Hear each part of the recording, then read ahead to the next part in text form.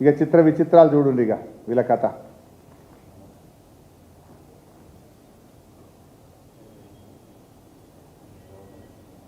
ఆడ చుట్టూ ఫెన్సింగ్ పెట్టిండ్రు, బోర్డులు వేసిండ్రు.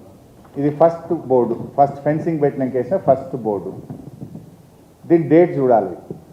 డేటు 13/12/2023. అంటే కాంగ్రెస్ గవర్నమెంట్ వచ్చినాక వారం రోజులకే. 7 తారీఖు గవర్నమెంట్ వచ్చింది, 13 తారీఖు ఫెన్సింగ్ పడ్డది.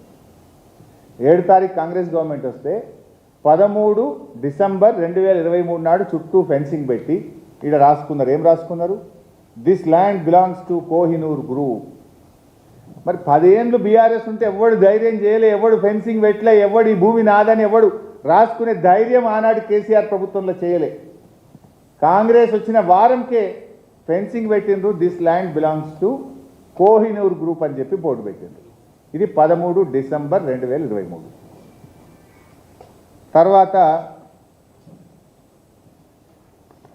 31 మార్చ్ 2026 ఇందులో ఏముంది? This land belongs to MEIL and Shilpa infra. MEIL and Shilpa infra. ఇటు పక్కన ఏమున్నది? Development by MEIL and Shilpa infra. Property belongs to Kohinoor group. Development ఎవరు చేస్తుండ్రు? MEIL and Shilpa infra. Shilpa infra ఎవరిది? శిల్పా ఇన్ఫ్రా ఎవరిది? పొంగులేటి శ్రీనివాసరెడ్డి కొడుకుది. శిల్పా ఇన్ఫ్రా ఎవరిది? రాష్ట్ర రెవెన్యూ మంత్రి పొంగులేటి శ్రీనివాసరెడ్డి కొడుకు గారు డైరెక్టర్గా ఉన్న కంపెనీ. ఇది ఎప్పుడు పెట్టిండ్రు? 30 మార్చ్ 2026. కరెక్ట్గా అదే టైంలో మేము మైనింగ్ స్కామ్ అసెంబ్లీలో తీసినాం 28 తారీఖు. ఏమనుకున్నారో ఏందో మళ్ళా ఇగో 2 తారీఖు నాడు మలిపేసింది. 2 ఏప్రిల్ 2026.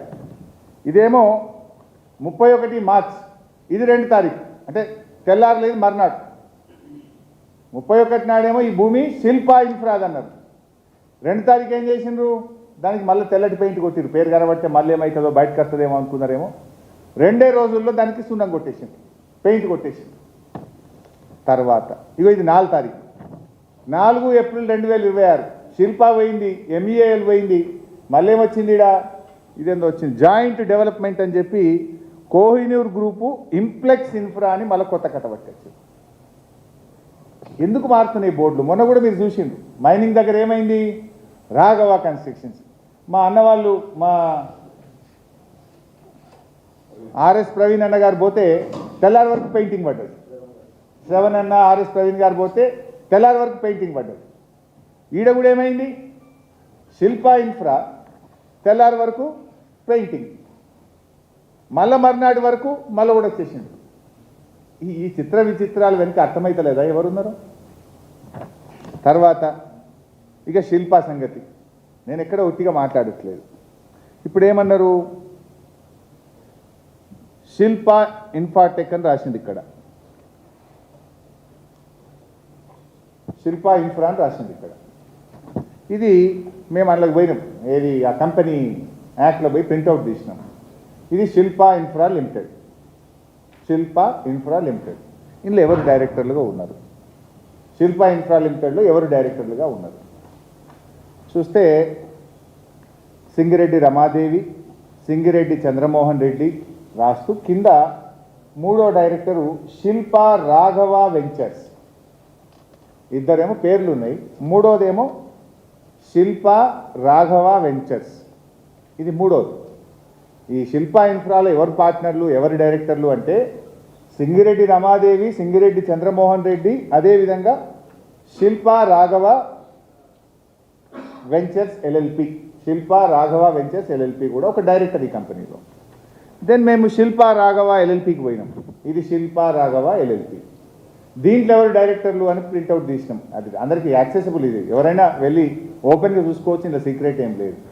శిల్పా రాఘవ LLPకి పోయి దీంట్లో ఎవరు డైరెక్టర్లు అని తీసినాం.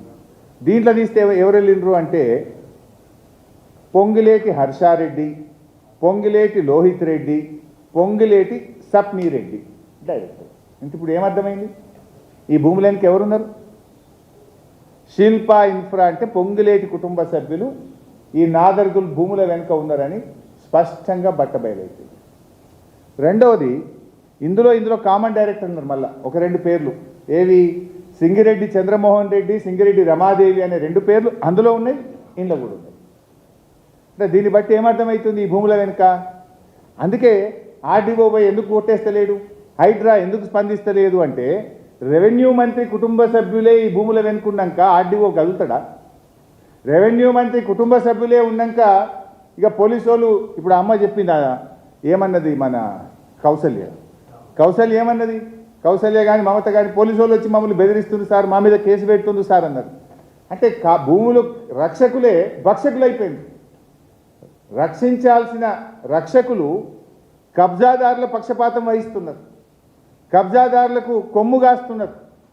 అందుకే భూములను కస్టోడియన్గా ఉన్న ఆర్డీఓ, ల్యాండ్ రెవెన్యూ ట్రిబ్యునల్ చైర్మన్గా ఆ భూములను కాపాడాల్సిన ఆర్డీఓ మౌనంగా ఎందుకుంటున్నాడు? పైన రెవెన్యూ మంత్రి గారి కుటుంబ సభ్యులు ఉంటే పాపం చిన్న అధికారి ఆర్డీఓ ఏం చేయగలుగుతాడు?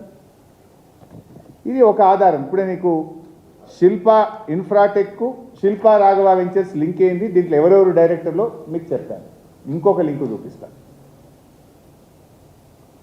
వీళ్ళు మున్సిపల్ కమిషనర్ బడంపేట్కు మేము కాంపౌండ్ వాల్ పెట్టుకుంటామని ఒక దరఖాస్తు పెట్టింది. ఇది దరఖాస్తు బడంపేట్ మున్సిపల్ కమిషనర్కి పెట్టిన దరఖాస్తు. ఎవరు పెట్టినరు? MBS aqua square realtors private limited. ఈ aqua square realtor private limited అంటోడు ఈ